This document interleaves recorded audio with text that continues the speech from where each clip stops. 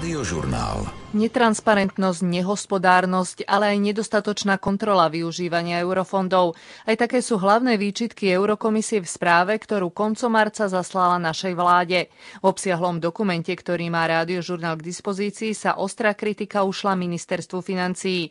Na jeho kontrolu sa podľa bruselských úradníkov nedá príliš spoliehať.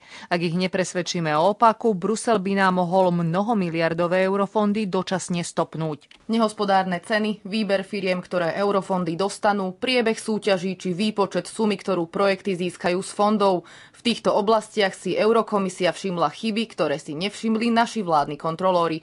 Píše sa to v správe riaditeľstva pre regionálnu politiku DG Regio. Korešpondencia je utajená, ale Rádiožurnál ju má k dispozícii.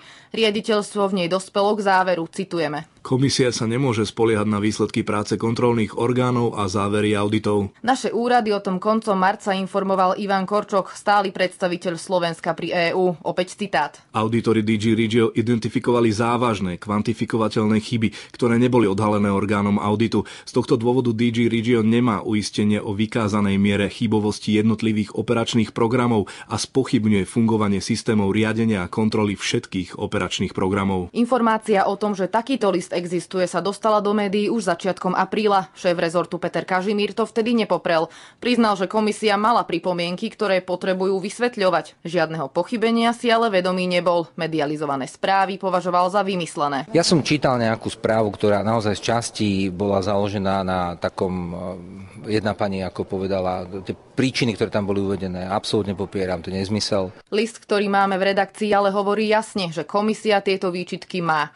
To, že pre ne môžeme dočasne prísť o eurofondy, potvrdil aj vicepremiér pre investície Ľubomír Vážny, 12. apríl, sobotné dialógy. Je to jedna z možností. Myslím si, že to nebude v takomto rozsahu, ale je to jedna z možností. Reálnosť tej možnosti aká? Ťažko mi povedať, neviem. Takáto správa je pre Slovensko zlým signálom, hovorí odborník na eurofondy Jan Rudolf. Skutočne to by som povedal až hanbou Slovenska. Budeme musieť kontrolnú činnosť radikálne zlepšiť, aj to, že budeme tých ľudí na týchto orgánoch a inštitúciách musieť vymeniť, pretože ich práca je nedostatočná. DG Regio preto spochybňuje systém našej kontroly pri všetkých operačných programoch.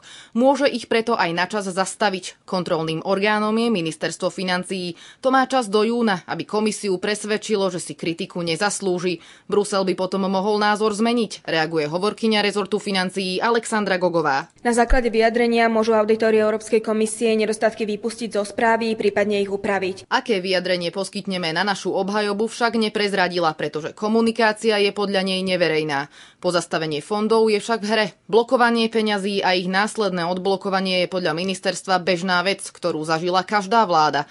To je síce pravda, ale tento raz je to iné, hovorí nezaradený poslanec Miroslav Beblavý, ktorému sme časť textu poskytli k nahliadnutiu. Túto mieru kritičnosti a túto mieru problémov som ja ešte predtým nikdy nevidel. Pretože tu Európska komisia hovorí, že náš systém kontroly zlyháva ako celok a prestávajú mu ako celku dôverovať. Podľa neho to znamená, že naši kontrolóri nechcú alebo nedokážu odhaľovať podvody pri eurofondoch.